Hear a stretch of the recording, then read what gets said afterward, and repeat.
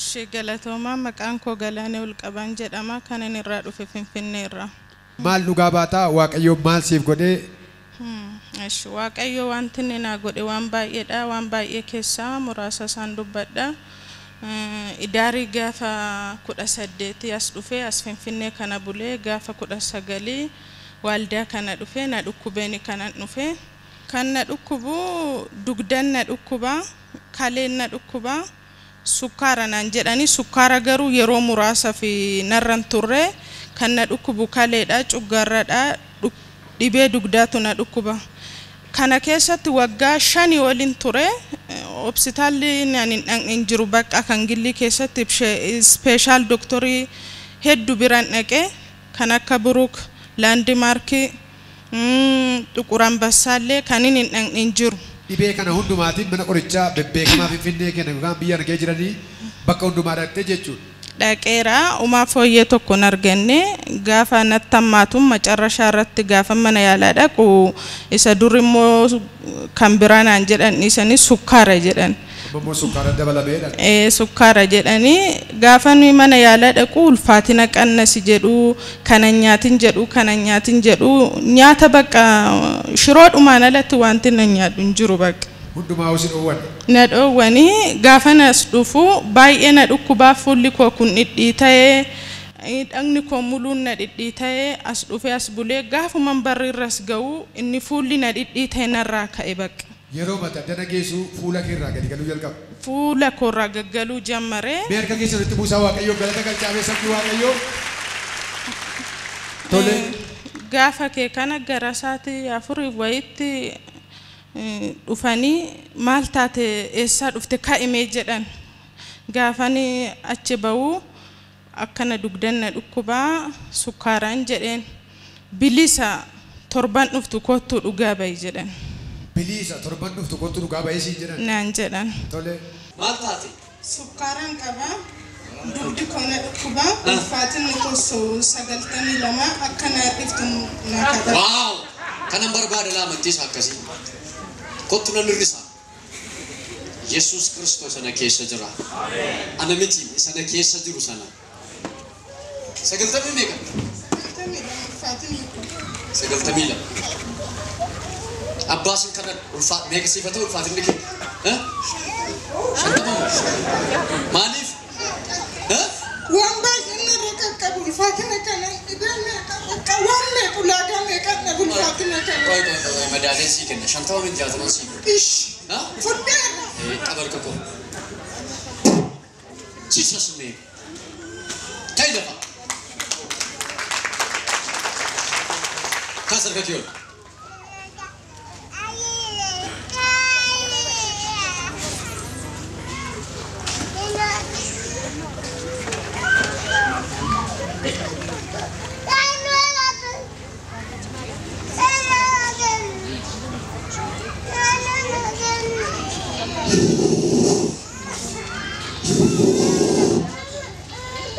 Holy Spirit, in Jesus' mighty name. Umri guddaan tokko irra dhufeera kiiloo ishee gadi buusaa jira. In Jesus' name. Amen. Amen. Amen. Amen. Amen. Amen. Qannas na dhiiga Yesuusii qannafteetti.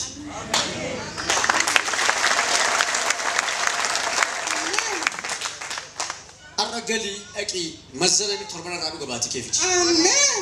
Sitayer. Amen. Sukkarri si injiru si keessa. Amen. Kan kennu mataa taa'u. Amen. Bilis arganaan jedhani ka sa'aatii dhumsanan bayee nyaatan durii nyaanni nyaadhe bakka gaafa nyaadhu awwaan tokkollee nan goone nan nyaadhe as waldattan deebi'ee gaafan galuuf immoo gara bulumaatatti deebi'uuf jedhummoo ammas nan marammarame. Maramaramu sukkaarri hin jiru jedhan dhibeen hin jiru jedhan. Harka keessan walitti buusaa Waaqayyoo galata galchaa.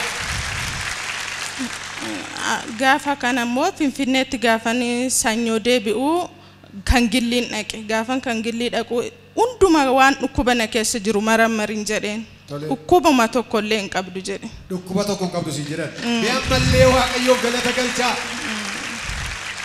Na olma waaqayyo na godhe inni tokko kana waaqayyo na galateeffadha.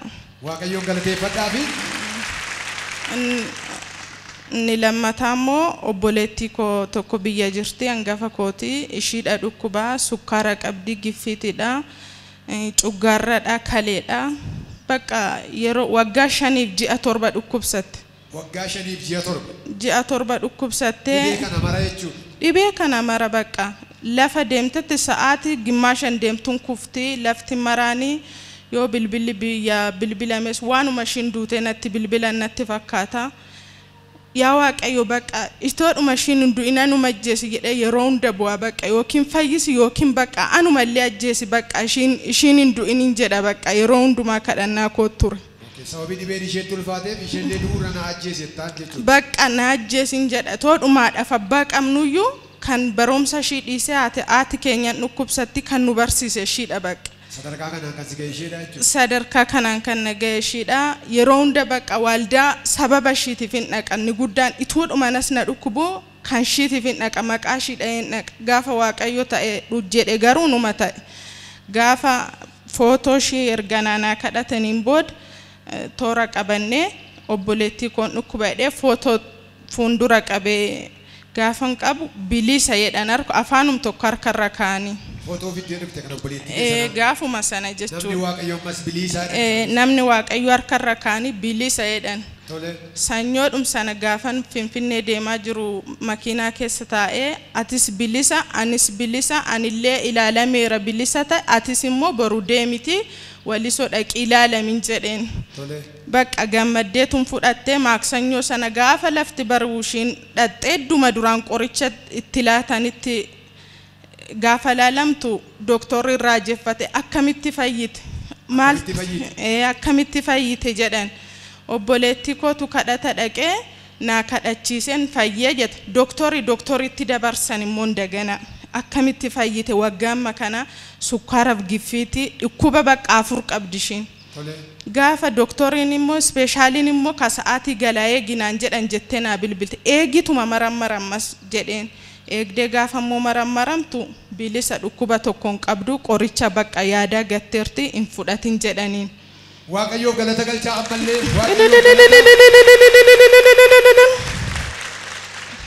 amma obboleettii kee kun erga fayyite jabee qataate. Erga fayyite daarii gaafa 18 dhufee ergasii baqqaan kuftuusi dhukkubuusi nyaata duraan ifte sinuma nyaatti burraaqxee jiraatte bakka. Waaqayyo isa burraaqsisuuf ammallee galata guutuu laannaafi. Inni sadaffaan dhuga baatiin kun inni sadaffaan zayitiin mana kana gudiin hojjate mucaa biiroon an hojjedhu keessatti mucaa qaamiin taane tokkotu jira waggaa hedduuf. Qaamiin taane kontiraato hojjetti yeroo dhumunda bakka anatti himti akka waan na waa godhuufu natti himti yoomuman qaamii ta'a jetti numa boossi bakka. Waajjira kee hojjetaa guyyaa taate hojjetti malee dhaabbataan taane yeroo hedduuf bakka qaamii hin taane kontiraato hojjetti gaafa kee kan guyyaa tokko zayitii ani qaba yeroo hunda boorsatti baadhetan deema. Gaafa kee kana mucaanis nama waaqati garuu amanta taanan ati har'uma footoo fidisiin jedhu qaamii si taasisu mee harka kee akkana qabi jedhee harka ishiitti naqee adda ishiitti akkana godhee dibee fi waan nama siraabeetii deemte iddoo qacarri asaaddasuu dhadhatti gaashin ji'aan dhattee asaaddasti gaafa ishiin jettu har'ammaa asaaddasteen dhuftu qaamii taatee dhuftan jedheen.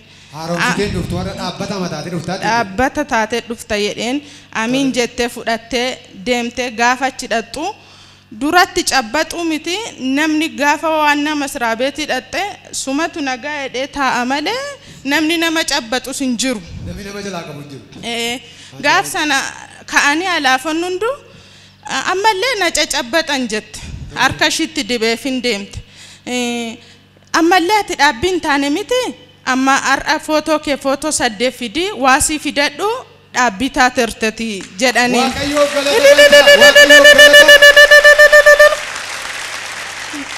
Amma ka sa'aatii naa bilbilte mucattiin kun naa bilbilte footoo fidinaan jedhan waasii fidinaan jedhan jettee bakka waanumaa sooftu dhabde gammachuun kan ka'e bakka anas baay'ee natti tolee boruusaa dhuftee waan hundumaa xumurattee amma mucaan qaamii taate mindaa gaarii nyaatti jechuudha. Ammallee waaqayyoo sabni waaqayyoo galata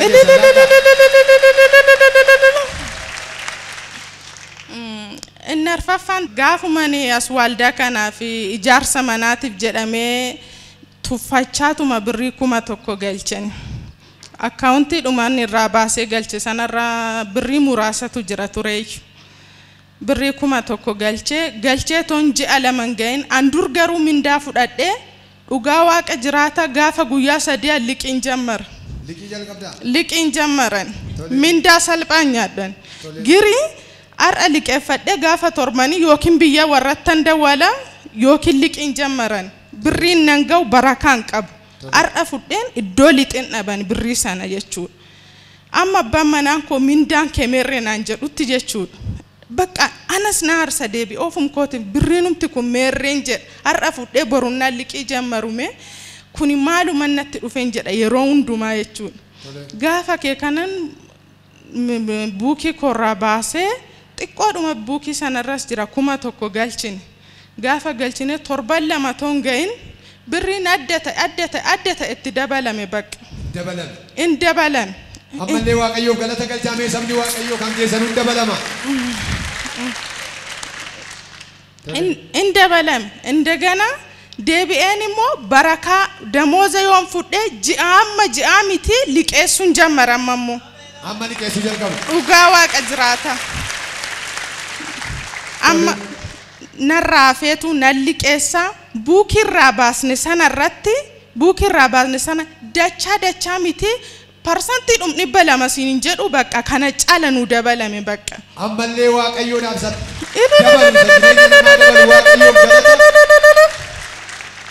Tole egaa amma ati dhugaa baatii gurguddaadha kanatti jechaa jirtu saba waaqatti dhugaa baa kan jettu waan gurguddaadha. Kunoo waaqayyoo akka kanatti si gargaaree jira obboleettii kee siinillee kunoo hiriyaa kee illee gargaaree jira. Kanaaf amma namoota biraa maal qabda akka kana kan rakkataa jiran dhukkuba adda addaa kan rakkatatu jira. Mee gabaabsitii yaada maalii qabda isaan kanaaf? Ani kanin jedhu warra dhukkubsatanis ta'ee akkuma koo maatiin isaanis dhukkubsatee ofiifis dhukkubsatanii barakaallee dhabanii mana keessatti hanga mindaatti illee warri barakaa dhaban eessumaan dhaqinaan ni dhukkubsattes mana yaalaan deeminanuu jooran ture. Toon hin beekinin jooraa ture waldaa kana waldaa ifa fayyinaa koottati jireenyis fayyinnis mana kana jira as kootta asitti fayyaan jedha.